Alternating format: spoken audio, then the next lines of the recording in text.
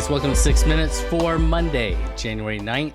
I'm Jason Fulmore, SE Russell, and today let's pop around the Southeast and do a quick recap of what happened this weekend, and let's look forward to an extremely busy week across the Southeast, especially in Florida, Georgia, and Alabama, where they start their state duels. Before we get started, though, let's go ahead and let's play this.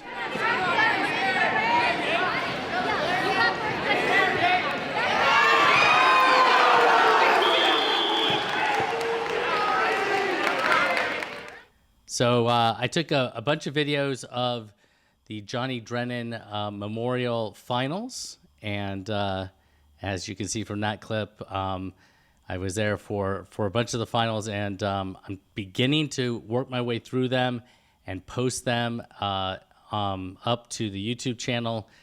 But like the Holy Angels finals and everything else, they kind of trail a little bit in that I'm trying to keep up with everything that's going on around the Southeast. And yeah, I get to doing one or two of them a day, but look for them on the YouTube channel in the coming days, the coming week or so. Anyway, all right. So as you saw from the Johnny Drennan final, yeah, I was there on Saturday for the semis, and if you didn't get a chance to go to the Smug Mug account and check out all of the pictures of the semifinals, make sure you do so. Go and download any that you want. I've used a bunch for my purposes, and you guys are open to having a bunch of them for yourself. So Johnny Drennan, takeaway number 1, that is Union County, Kentucky. Boy, they look fantastic. And if you don't know Union County, Kentucky, and we don't really cover Kentucky, it is home of the Rainies. It's also home of a couple of Ricketts boys. And Union County came into Father Ryan and to the central part of Tennessee and showed out and took first overall, ahead of host Father Ryan, which took second, which a tip of the cap to the Father Ryan crew. They were missing 2 hammers in Brady Goebel and Cason Rourke, and they still ended up in second in front of Bradley Central, in front of Cleveland, and in front of defending 4A state champions in South Carolina Eastside. It was a fantastic tournament, and if you get a chance, check out some of the videos. I'm posting them every now and again, and they'll be up there. Some really, really good action. All right, so let's jump to takeaway number 2, and let's head down 65 to Arab, Alabama, and the Michael Pruitt Invitational, and a tip of the cap to the Nolensville crew from Tennessee, which came down, invaded Alabama, and took away 2 champions, Chase Myers at 152 and Hayden Sinner at 182, and as a team finished in front of McAdory and Pelham and Arab to take that title. Pretty good job by the Nolensville crew as they continue to march on after a good weekend over in Holy Angels. Got to see them over there as well. So, all right, takeaway number 3.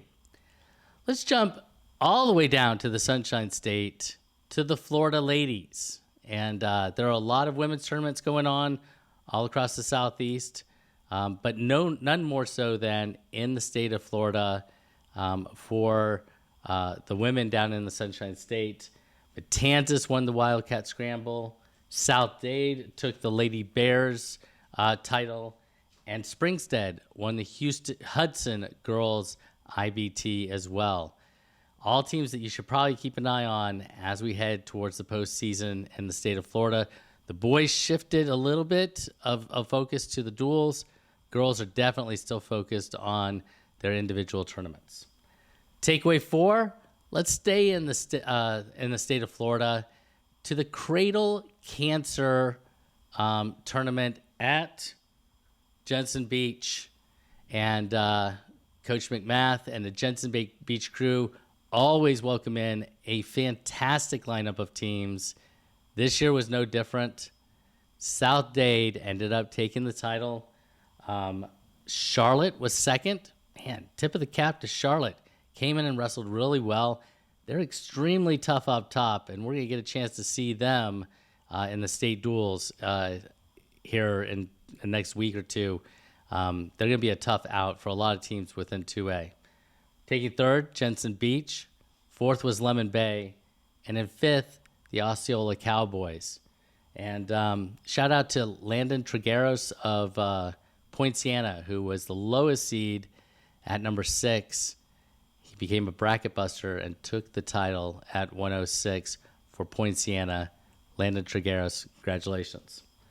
All right, let's go to takeaway number 5. And now we shift to the North Carolina ladies and their champs. And just like Florida, you know, North Carolina hosts a lot of tournaments. And we're beginning to see, we've already seen Havelock really look pretty good within the state of North Carolina. Here's a couple other girls' teams. Dixon won the Swansboro championship. Or Swansboro title. Smoky Mountain was the Lady Bearcat champions, and Wakefield won their title at their home gym. So, again, North Carolina teams beginning to get a sense of which of those female programs and which of those girls programs are going to really start showing out and having some success as we head to their first ever postseason, officially sanctioned postseason, in the state of North Carolina. All right, let's jump to takeaway 6. Let's stay in the state of North Carolina. There were a lot of tournaments across the state of North Carolina, but the one I want to focus in is on West Rowan. Had 3 individual champs. They beat host Mooresville, as well as Lincolnton, Ragsdale, to take the 2nd annual Gavin Sharp Invitational title. Congratulations to them. Mooresville was 5th at Holy Angels, and West Rowan came in and took the title there for that Gavin Sharp title. Pretty good work by the West Rowan crew. All right, takeaway 7. Let's jump just south to the state of South Carolina, where we saw Chapin take the, I think it was the Bearcat title. They beat Lugoff Elgin. They beat Cane Bay. They're also a team that we saw up at Holy Angels wrestle extremely well. And back in the state of South Carolina, I think, according to SC Matt, they are ranked number 1 in the latest rankings in 5A. So definitely a team to watch. Also within the state of South Carolina, tip of the cap to May River, which beat Clover and Anor and a few others to take a title there as well. All teams that you should definitely keep an eye on. May River, Chapin, and then we talked about Eastside, South Carolina, which headed over to Johnny Drennan, is another team to keep an eye on within the state of South Carolina. All right. Number 8, takeaway number 8, the Tennessee girls, and can't say enough about how good Riverdale has looked over the last few weeks. They won a team title once again this past weekend, the Maryville Invitational title. They also looked extremely good at Holy Angels a few weeks ago. Definitely a team to watch. Another team to watch is Montgomery Central, which won, what title did they win? I'm sorry, off the top of my head, I can't remember. Montgomery Central, though, put together a team effort and took home a team title this weekend as well.